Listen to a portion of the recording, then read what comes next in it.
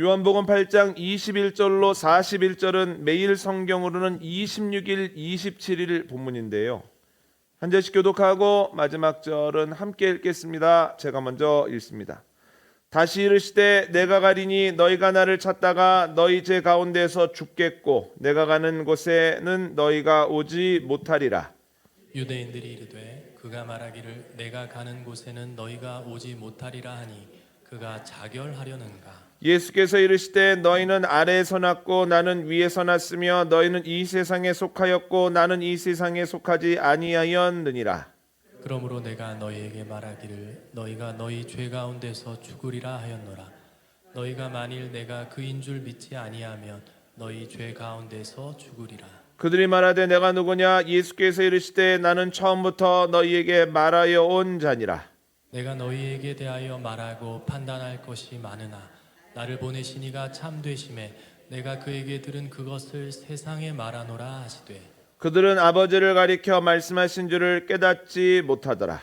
이에 예수께서 이르시되 너희가 인자를 든 후에 내가 그인 줄을 알고 또 내가 스스로 아무것도 하지 아니하고 오직 아버지께서 가르치신 대로 이런 것을 말하는 줄도 알리라.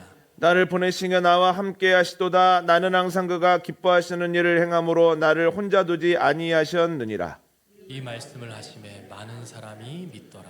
그러므로 예수께서 자기를 믿은 유대인들에게 이르시되 너희가 내 말에 거하면 참으로 내 제자가 되고 진리를 알지니 진리가 너희를 자유롭게 하리라. 그들이 대답하되 우리가 아브라함의 자손이라 남의 종이 된 적이 없거늘 어찌하여 우리가 자유롭게 되리라 하느냐. 예수께서 대답하시되 진실로 진실로 너희에게 이르노니 죄를 범하는 자마다 죄의 종이라. 종은 영원히 집에 거하지 못하되 아들은 영원히 거하나니 그러므로 아들이 너희를 자유롭게 하면 너희가 참으로 자유로우리라. 나도 너희가 아브라함의 자손인 줄 아노라. 그러나 내 말이 너희 안에 있을 곳이 없으므로 나를 죽이려 하는도다. 나는 내 아버지에게서 본 것을 말하고 너희는 너희 아비에게서 들은 것을 행하느니라. 대답하여 이르되 우리 아버지는 아브라함이라니. 예수께서 이르시되 너희가 아브라함의 자손이면 아브라함이 행한 일들을 할 것이거늘 지금 하나님께 들은 진리를 너희에게 말한 사람이 나를 죽이려 하는도다. 아브라함은 이렇게 하지 아니하였느니라. 함께 하겠습니다. 너희는 너희 아비가 행한 일을 하는도다. 대답하되 우리가 음란한 데서 나지 아니하였고 아버지는 한 분뿐이시니 곧 하나님이시로다. 아멘. 미국의 스타트업 바이크에 대한 다큐멘터리를 본 적이 있습니다.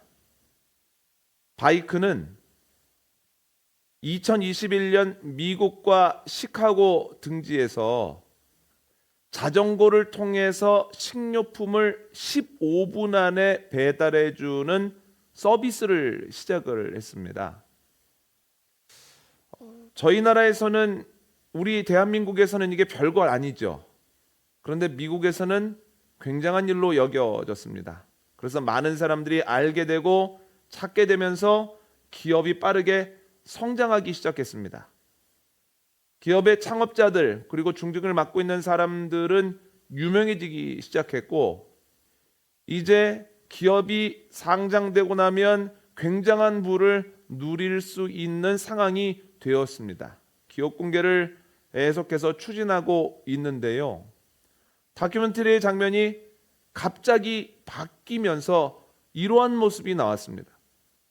자전거를 타고 식료품을 배달하는 모습이 아니라 그들이 사용하던 뒤에 있는 통이 거리 여기저기에 버려져 있는 모습과 함께 이런 내용의 나레이션이 나오는 겁니다. 한 기업이 무너지는 데는 얼마 걸리지 않았습니다. 그들은 대도시에 있는 물류창고의 비용을 그리고 배달하는 이들의 급료를 감당하지 못했습니다. 그리고 국제 정세가 어려워지면서 또다시 투자를 받는데도 실패했습니다. 그들은 빠르게 잊혀져 갔습니다. 이런 이야기가 나오면서 다큐멘터리가 끝나는 거예요. 그런데 다큐멘터리를 보고 나서 굉장한 허무함을 느꼈습니다. 그런데 그 허무함이 꽤 깊고 오래 가는 거예요.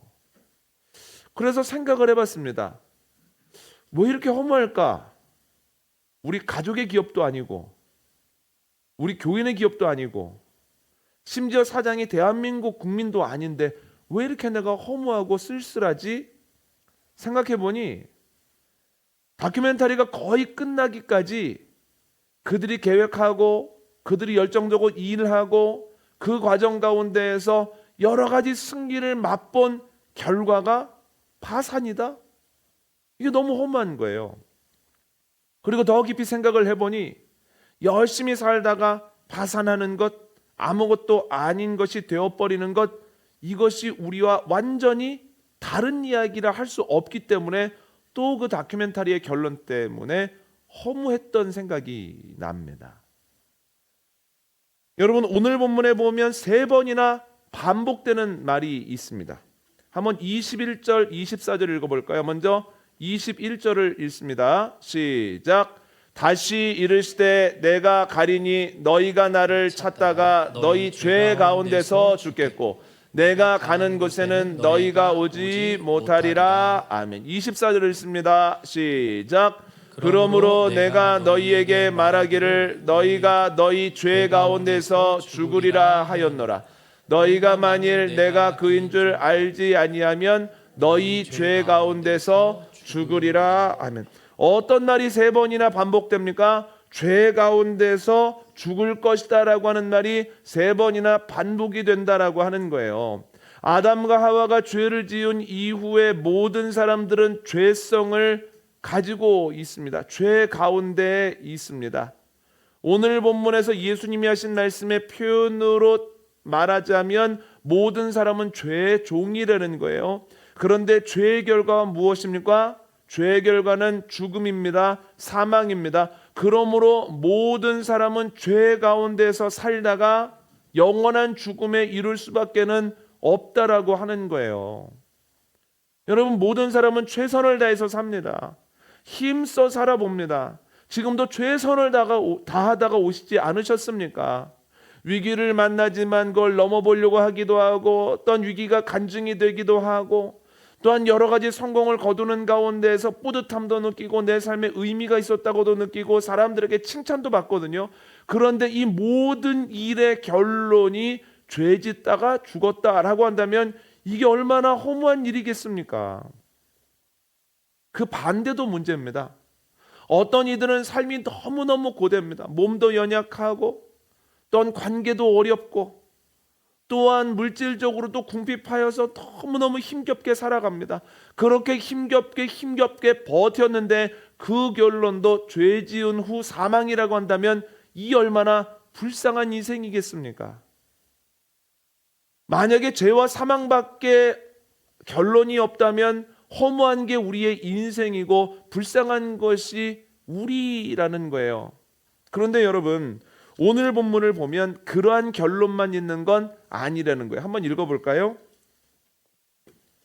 오늘 본문 죄 가운데 죽으리라 그 말 외에도 또 반복되는 날이 있습니다. 32절로 33절 읽습니다. 시작.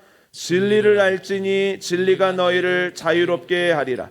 그들이 대답하되 우리가 아브라함의 자손이라 남의 종이 된 적이 없거늘 어찌하여 우리가 자유롭게 되리라 하느냐. 아멘. 36절 말씀 읽도록 하겠습니다. 시작. 그러므로 아들이 너희를 자유롭게 하면 너희가 참으로 자유로우리라. 아멘.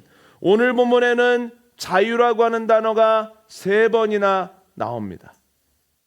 그런데 여러분, 무엇으로부터의 자유일까요? 33절과 34절 읽어볼까요? 33절, 34절 오늘 좀 어둡죠? 가운데 줄이 안 들어왔어요. 네, 줄기를 꺼주시면 됩니다. 33절, 34절 함께 읽겠습니다. 시작. 그들이 대답하되 우리가 아브라함의 자손이라 남의 종이 된 적이 없거늘 어찌하여 우리가 자유롭게 되리라 하느냐. 예수께서 대답하시되 진실로 진실로 너희에게 이르노니 죄를 범하는 자마다 죄의 종이라. 아멘. 예수님께서 자유라고 하는 단어를 반복적으로 말씀하시자 이스라엘 사람들이 이렇게 이야기를 하는 거예요. 왜 자꾸 우리에게 자유라는 이야기를 할까? 우리는 아브라함의 종으로서 우리가 남의 종노릇한 적이 없다. 그런데 여러분, 그들이 정말 종노릇한 적이 없습니까? 기원전 586년에 바벨론에 의해서 예루살렘 성이 함락되면서 그들은 바벨론의 포로로 끌려갔다는 거예요. 바벨론 사람들의 종이 됐다는 거예요. 바벨론이 갑자기 무너지고 난 이후에는 바사의 종이었다는 거예요. 그리고 이스라엘은 이후에 히랍 제국의 속국이었다가 예수님이 육신으로 이 땅에 오신 이후에는 로마에 속해 있다라고 하는 거예요. 그런데 예수님의 말씀을 듣고 있는 대부분의 사람들은 로마의 시민권을 가지고 있을까요? 가지고 있지 않을까요? 가지고 있지 않습니다. 그러므로 그들은 이스라엘에 속한, 다시 말하면 로마의 종인 상태라고 할 수 있습니다. 그런데 참 놀라운 것은 이러한 역사적인 사건이 있음에도 불구하고 우리는 한 번도 남의 종노릇한 적이 없습니다. 그리고 지금도 남의 종이 아닙니다 라고 이야기를 한다는 거예요. 그런데 더 놀라운 것은 나는 지금 로마의 종이 아닙니다 라고 이야기를 하면서도 사람들이 예수님 앞에서 이런저런 질문을 하는 이유는 예수님을 통해서 로마로부터 독립하기 위해서라는 거예요. 역사적으로도 안 맞고 지금 그들이 예수님과 대화를 나누고 있는 상황과도 그들의 현실이 맞지 않다라고 하는 거예요. 그런데 지금도 이러한 일들이 일어나고 있습니다. 많은 이들은 무엇인가의 종입니다. 누군가는 술의 종입니다. 누군가는 담배의 종입니다. 누군가는 성의 종입니다. 누군가는 돈의 종입니다. 그 말은 시키는 대로 한다는 거예요. 이걸 우리는 중독이라고 부르는데 여러분, 또 요즘 가장 흔한 중독이 무엇입니까? 어른이나 아이들이나 핸드폰에 중독되고 태블릿에 중독이 되어 있다라고 하는 거예요. 아이들 키우는 입장에서 한번 생각해 보십시오. 아이들이 1시간만 하겠습니다. 그러면 1시간만 딱 하나요? 아니면 무슨 수를 써서라도 1시간 이상을 해내고 마나요? 해내고 만드는 거예요. 왜 그렇습니까? 거기에 깊이 빠져서 중독이 되어 있기 때문이라는 거예요. 그럼 부모님들이 뭐라고 얘기합니까? 너 그러면 안 돼. 스마트폰을 보고 이렇게 쇼츠를 보면 뇌에 영향을 준다는 거야. 너 그렇게 하면 안 돼 하고 아이에게 이야기하고 나서 뒤돌아서면서 어른들도 보지 않습니까? 이 현실이라는 거예요. 그런데 참 놀라운 게 뭐냐면 여기에 묶여 있는지 모른다는 거예요. 대표적으로 술 같은 경우가 그렇습니다. 내가 술에 묶여 있으면서도 아니 다 이렇게들 마시는데 당연히 밥 먹으면서는 한 잔씩 하는 거 아니야? 일주일에 몇 번씩 마시는 것 아닌가? 라는 생각을 한다는 거예요. 스마트폰을 보면서도 내가 묶여 있다는 사실조차 모를 때가 많다는 거예요. 왜 그렇습니까?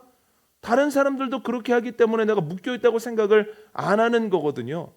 아예 모르거나 또 다른 어떤 경우가 있냐면 내가 마음을 안 먹어서 그렇지 마음만 먹으면 이것으로부터 벗어날 수 있다라고 착각을 한다는 거예요.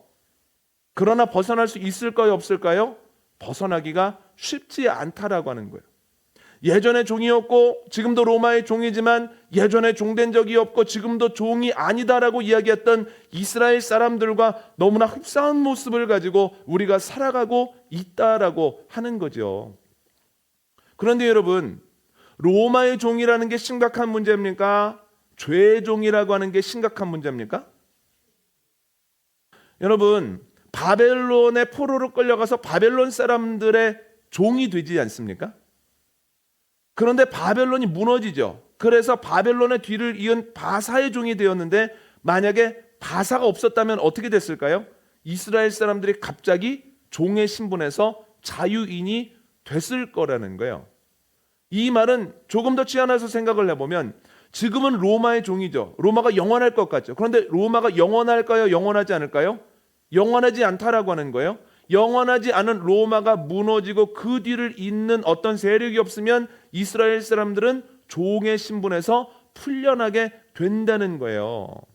그런데 죄는 다릅니다. 죄는 얼마나 강력한지 에덴 동산에서부터 지금까지 한 번도 빈틈을 보인 적이 없었다는 거예요. 어느 장소에서나 있었고 어느 시대에나 있었다는 거예요. 그래서 모든 사람들이 어디에서나 죄성을 가지고 살아간다라고 하는 거예요. 죄는 한 번도 꺾인 적이 없습니다. 그래서 제국보다 죄가 훨씬 더 강력하기 때문에 죄가 훨씬 더 심각하다는 거예요. 그런데 결과도 제가 심각합니다. 누군가의 종이 되었을 때 느끼는 것, 서러움과 고됨입니다. 그런데 여러분, 죄의 종으로서의 결과가 무엇입니까? 영원한 죽음, 사망이라는 거예요. 그러니까 강력함으로 봐도 죄가 더 어려운 문제고, 결과로 봐도 죄의 종이라고 하는 사실이 훨씬 더 심각한 일이라는 거예요. 그런데 여러분, 이것에 대해서 어거스틴이 뭐라고 이야기를 했는가? 이런 얘기를 했습니다. 죄를 지었기 때문에 죄인이 아니라 죄인이기 때문에 죄 짓는 거다. 이 말은 안 짓고 싶어도 끊임없이 죄를 짓는 것이 인간의 속성이라는 거예요. 오늘 본문에서 예수님이 이렇게 표현하셨습니다. 동일한 내용인데 너희는 죄의 종이다. 도망갈 수도 없고 또한 죄가 시키는 일을 하지 않을 수도 없다. 그런데 여러분, 참 감사한 것은 그런데 예수님께서 오늘 본문에서 너희가 자유로워질 수 있는 길이 있다라고 말씀해 주셨다는 거예요. 그러니까 죄와 사망이라고 하는 결론만 있는 것이 아니라 자유와 생명이라고 하는 결론도 있다라고 말씀하셨다는 거예요. 그러면서 너희 이리로 가지 말고 이리로 가야 돼라고 말씀하셨거든요. 그 방법이 무엇일까요? 오늘 본문 읽어볼까요? 31절과 32절입니다. 함께 읽습니다. 시작. 그러므로 예수께서 자기를 믿은 유대인들에게 이르시되 너희가 내 말에 거하면 참으로 내 제자가 되고 진리를 알지니 진리가 너희를 자유롭게 하리라. 아멘. 예수님의 말씀에 거함으로 제자가 되죠. 제자가 되면 진리를 알게 됩니다. 그러면 그 진리가 나를 자유롭게 한다는 거예요. 그런데 여러분, 죄의 종으로서의 결과가 무엇입니까? 사망 아닙니까? 그러면 진리로 인하여서 죄로부터 자유함을 얻게 되어지면 우리에게는 생명이 주어진다는 거예요. 이 땅에서의 생명이 주어지고 우리가 하나님의 부르심을 받은 이후에도 영생을 누리게 된다라고 하는 거예요. 그러므로 예수님의 말에 거하는 것이 살 길입니다. 따라해 볼까요? 예수님의 말에 거하는 것이 살 길이다. 그런데 바울은 똑같은 이야기를 조금 다른 표현을 통해서 우리에게 하거든요. 로마서 8장 1절과 2절입니다. 로마서 8장 1절로 2절 말씀 함께 읽습니다. 시작. 그러므로 이제 그리스도 예수 안에 있는 자에게는 결코 정죄함이 없나니 이는 그리스도 예수 안에 있는 생명의 성령의 법이 죄와 사망의 법에서 너를 해방하였음이라. 아멘. 바울이 뭐라고 얘기합니까? 그리스도 예수 안에 있는 생명의 성령의 법이 너를 죄와 사망의 법에서 해방시켰다라고 하는 거죠. 그러니까 오늘 본문에서 말하는 예수님의 말에 거하는 것, 이로 인하여 진리를 알게 되고 자유롭게 되는 것, 이것이 바울의 표현으로 인하면 예수 그리스도 안에 있을 때 성령과 생명의 법으로 인하여서 해방된다라고 하는 거예요. 그럼 예수님의 말에 거한다라고 하는 건 예수님 안에 거한다라고 하는 것과 똑같은 일이라는 거예요. 여러분, 신앙에서 구체성이 결여되면 아무것도 아닙니다. 아, 좋은 말씀 들었네. 그래, 나도 잘 돼야지 라고 하지만 구체성이 결여되면 아무것도 아니라고 하는 거예요. 아이들이 수학 공부를 하는데 아무리 개념을 설명해도 개념에서만 머물면 문제를 풀어낼 수가 없다는 거예요. 개념도 중요하지만 개념을 알았으면 구체적으로 문제를 풀 수 있는 연습도 하고 그 방법도 알아야 된다라고 하는 거예요. 신앙도 마찬가지입니다. 우리가 성경 말씀을 통해서 보편적인 진리를 아는 건 중요하지만 그 진리가 지금 나의 삶 속에서 어떤 모습으로 드러나야 되는가, 어떻게 구체적인 실천으로 나아가야 되는가를 고민하지 아니하면 이 신앙은 아무런 힘이 없다라고 하는 거예요. 그래서 오늘은 예수님의 말을 따른다는 것, 예수님 안에 거한다라고 하는 것이 구체적으로 무엇을 의미하는지 두 가지를 한번 나눠볼 텐데, 첫 번째는 말씀에 따라 떠나는 겁니다. 이게 첫 번째입니다. 창세기 12장 1절 한번 볼까요? 함께 읽습니다. 시작. 여호와께서 아브라함에게 이르시되 너는 너의 고향과 친척과 아버지의 집을 떠나 내가 내게 보여줄 땅으로 가라. 아멘. 하나님께서는 아브라함에게 가셔서 말씀하십니다. 너는 본토 친척 아버지의 집을 떠나라 라고 말씀하십니다. 아브라함이 그때 어디에 살고 있었습니까? 하란에 살고 있었죠. 그런데 여러분, 우리는 익숙한 단어의 친밀감을 느끼는 경향을 가지고 있습니다. 그래서 성경에 많이 등장하고 우리가 익히 들어본 지명이나 사람에 대해서는 낯선 지명이나 사람에 비해서 훨씬 친근하게 느끼거든요. 그러니까 그런 단어들이 몇 있는데 고린도라고 하는 도시가 여기에 해당합니다. 그 당시 고린도는 큰 항구 도시였습니다. 그런데 항구 도시로서의 전형적인 모습을 보입니다. 세 가지로 정리하면 첫 번째 우상 숭배, 두 번째 물질 만능, 세 번째 성적 타락입니다. 그런데 특히 성적인 타락이 얼마나 심했든지 그 당시에 너 고린도 사람 같아, 너 이렇게 고린도 사람처럼 사니? 라고 하면 너 왜 이렇게 성적으로 문란하니? 이런 뜻을 가지고 있었거든요. 그러니까 그만큼 타락한 도시였음에도 불구하고 바울이 2차 선교 여행 때 고린도에서 말씀을 전했고 또한 고린도 전후서를 쓰는 가운데에서 우리가 익숙해져서인지 고린도에 대해서 그렇게 나쁘게 생각하지 않습니다. 그냥 익숙해서 좋다고 여기는 경향이 있습니다. 그런 도시가 또 하나 있는데 에베소도 여기에 해당합니다. 에베소는 3차 선교 여행 때 3년 이상을 에베소에서 머물거든요. 에베소에서 여러 가지 역사가 일어나거든요. 거기에 두란노 서원이 있었거든요. 그런데 에베소는 실상 아데미 신을 섬기는 가장 큰 신전이 그 안에 있었다라고 하는 거예요. 그래서 그 에베소에는 이방 신전에서 일하는 사람, 이방 신전을 찾아서 우상 숭배하는 사람들이 넘쳐났다는 거예요. 우상을 만들어서 파는 사람들도 가득했다라고 하는 거예요. 그런데 에베소라고 하면 굉장히 친근하지 않습니까? 그런데 하란도 여기에 해당한다는 거예요. 하란이라고 하는 단어를 많이 들어봤기 때문에 굉장히 좋은 것처럼 여겨지지만 자료를 찾아보면 하란이라고 하는 것은 그 당시 달신 숭배 중심지였습니다. 그 당시 달신을 숭배하는 중심지가 두 개가 있었는데 첫 번째는 하란이고 두 번째는 갈대아 우르였다는 거예요. 여러분, 데라가 어디에서 어디로 옮깁니까? 그렇죠. 갈대아 우르에서 하란으로 옮기죠. 그런데 여러분, 참 이게 재미있는 일이 뭐냐면 새로워지기 위해서 갈대아 우르에서 하란으로 옮겼는데 갈대아 우르도 달신 숭배의 중심지고 하란도 달신 숭배의 중심지라는 거예요. 사는 곳의 이름만 바뀌고 살아가는 모습은 바뀐 것 같지만 본질이 똑같다라고 하는 거예요. 우리가 하나님의 인도하심 없이 내 노력으로 내 생각으로 어떤 변화를 가지고 온다? 겉으로는 많이 변한 것 같고 많이 달라진 것 같지만 그 속본질이 변하지 않는 경우가 많다라고 하는 거예요. 마치 데라가 갈대아 우르에서 하란으로 옮긴 것처럼 말입니다. 그래서 우리가 변화되는 과정 속에는 하나님의 지혜가 필요하고 하나님의 은혜가 필요하다는 거예요. 하나님의 지혜가 있어야 확실히 다른 길을 걸어갈 수가 있고 하나님의 은혜가 있어야 하란에서 멈추지 아니하고 더 나아가 약속의 땅까지 나아갈 수 있다라고 하는 거예요. 하나님의 지혜와 은혜가 우리에게 늘 부어지기를 원합니다. 그래서 멈추지 아니하고 늘 변화하게 되어지며 또한 거기에서 만족하지 아니하고 하나님이 기뻐하시는 모습까지 성장하게 되는 은혜가 저와 여러분에게 넘치게 되어지기를 원합니다. 그런데 여러분, 하란은 달신 숭배의 중심지로서 큰 신전이 있었고 매일매일 이방신, 달신에게 드리는 제사가 있었고 그것을 집례하는 제사장들이 있었고 또한 그곳을 찾는 사람들이 있었고 그 옆에서 달신에 관련된 우상을 만들어서 파는 사람들이 있었다는 거예요. 그런데 그 중에 하나가 바로 아브라함의 아버지 데라였다는 거예요. 이건 성경에는 나오지 않지만 전승에 나오는 이야기입니다.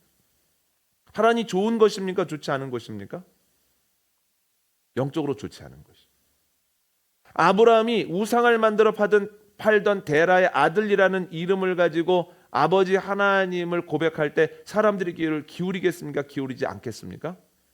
기울이지 않죠. 그래서 하나님께서는 아브라함에게 하란을 떠나라고 말씀하시는 거예요.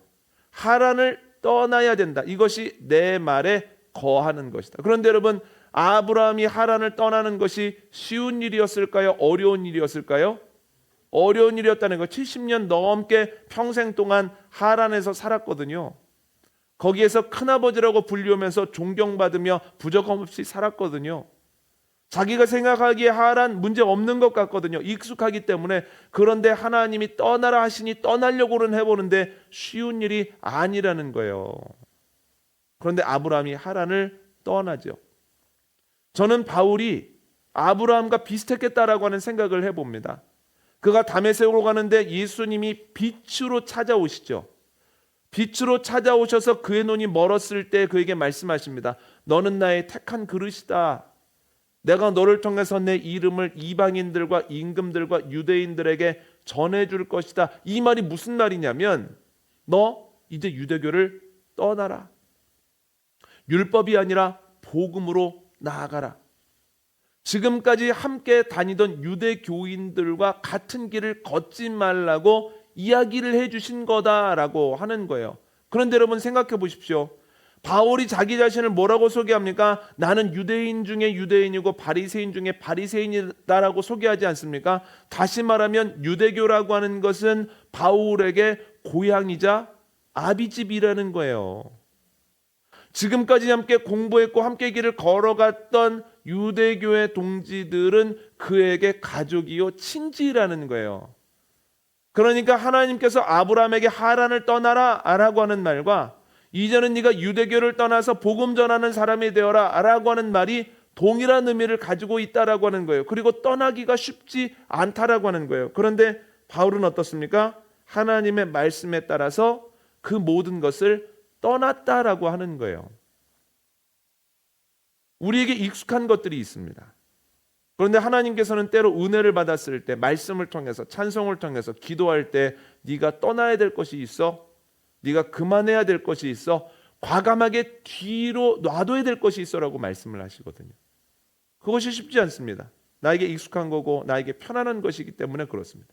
그러나 분명한 것은 하나님의 말씀에 거하여 주님의 명령에 따라 내가 떠나야 될 것에 떠날 때 진리를 알게 되고 자유함을 얻게 되고 생명과 가까워지게 된다라고 하는 거예요.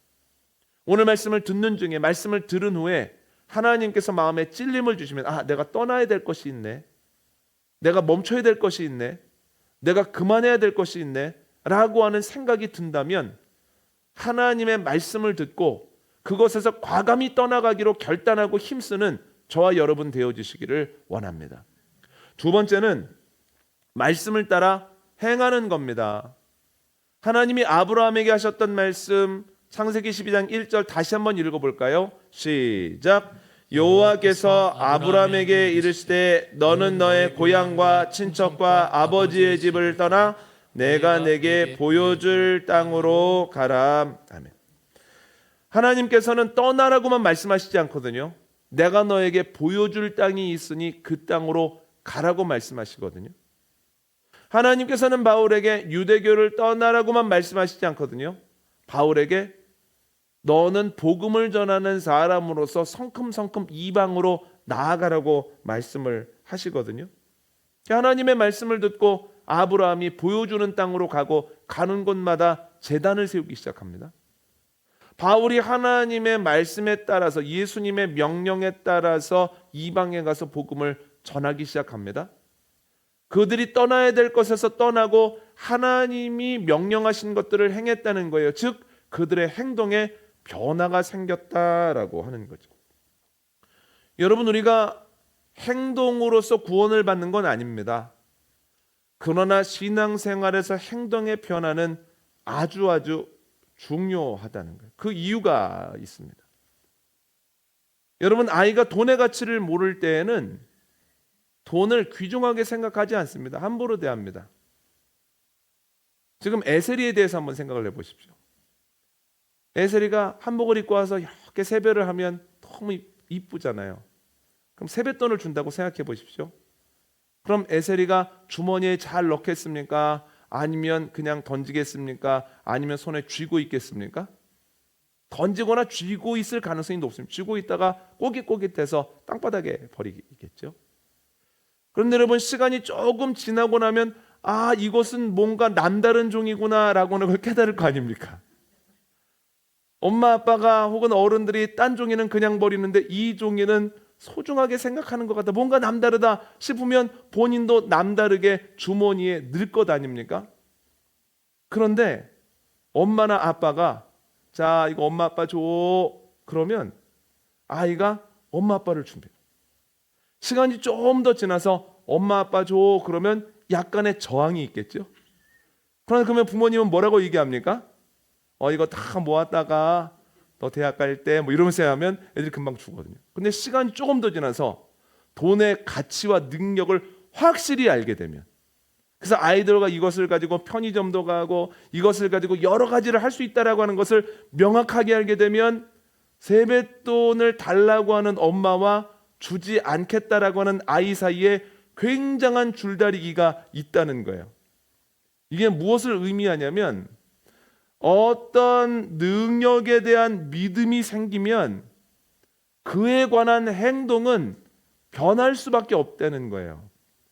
저는 이제 쉽게 설명을 드리려고 이렇게 말씀을 드린 거지만, 불트만이라고 하는 신학자는 요한복음을 해설하는 가운데에서 같은 내용을 너무너무 명확하고 멋있게 표현을 했습니다. 오늘 본문을 보면, 오늘 새벽에 나눴던 요한복음 본문을 보면 예수님께서 나는 빛이다라고 말씀하시죠. 나는 세상의 빛이다. 내가 진짜 빛이다. 그런데 불트만이라고 하는 신학자가 뭐라고 얘기를 했냐면, 예수님이 빛이라고 선언하시는 순간부터 사람은 선택의 기로에 서게 된다. 예수님이 빛이라고 하는 것을 깨닫고 고백하는 순간 사람은 내 안에 어둠을 깨닫게 되는데, 그때로부터 내가 계속 어둠에 물러서 살 것인지 아니면 어둠을 떠나서 빛으로 향할 것인지 결정해야 된다. 그리고 그 결정의 순간마다 위기를 경험하게 된다라고 불트만이라는 신학자가 이야기를 했다는 거예요. 이게 무엇입니까? 하나님께서 두 가지를 말씀하셨죠.